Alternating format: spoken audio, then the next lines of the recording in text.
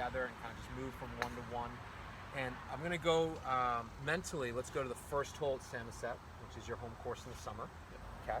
And this is, you'd usually hit a 3-wood off the tee, right? Yeah. Perfect. And you try to hit little high cut down left side? Yeah. There's water right, so I can't miss right, but trees left, so I pick basically, I try to aim down the left rough line and just read it back towards the fairway. If I hit it straight and it's in the rough, I can still opposite the green. Perfect. Okay. So what we're going to do is, we're going to have you hit your tee shot, and then judging that it's a good shot, we're going to have you hit your wedge shot. But I want you to incorporate the two things we worked into one, okay? So with the tee shot and your 3-wood, we're going to talk a little bit about path we've been working on, coming a little more from the outside, okay, not flipping the club and hitting that high cut. And then right when we get to your wedge, we're going to talk about coming in a little shallower, so you pick the ball a little more, and that's going to help with the trajectory and also with just controlling your distance, okay? Right. So let's get right into it. So I guess I'll pick. What's your target? That tree right in front of us will be the center of the fairway. Okay. So I want to start it just left of the tree and just have it sort of bleed over that way. I don't want like a cut necessarily. I just sort of want it to fade over that way, just sort of smaller. And talk to me about what we want to feel in the shot that's going to dictate our path. Yeah. For me, when I try to hit a fade in the takeaway, I want to feel it just go a little bit outside.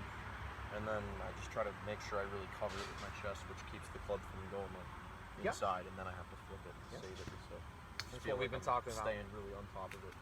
We've also been talking about slightly being open. Yeah, with your left foot. I'll set up. I'll put the club face like on the left half of the tree, and then my body line is just left of the tree. Try and slam my body on it.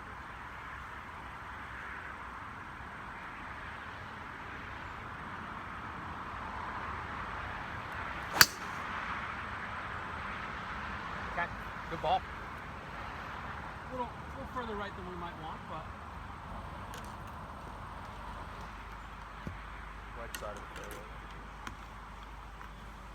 we'll say it's probably going to leave us about 150 in, okay, maybe 140. So we're going to take out a pitching wedge. Yep. And now we're going to just transition to exactly what we've been talking about with wedges, okay? Right. Coming in a little shallower, so you're leaving less of a divot, and you're picking the ball a little bit more, okay?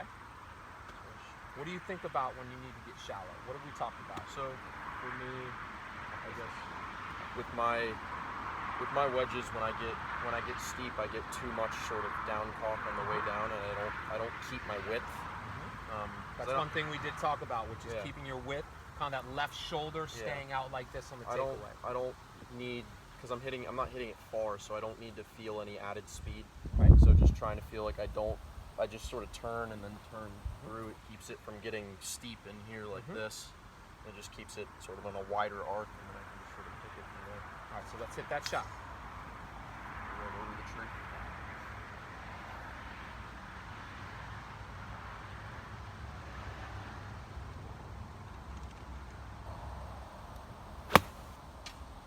Beauty. Okay, so one of the important things that we just did here is instead of spending, 20, 30 minutes on one aspect of your game, we kind of moved 3 to 4 minutes on one and 3 to 4 minutes on another, and then we brought it in and brought it all together so you actually played a hole, okay? Right. So it's really important for you to be able mentally, obviously, to think about one thing you worked on along with the next thing you worked on when you're on the golf course, because you're going to be hitting all different kinds of shots.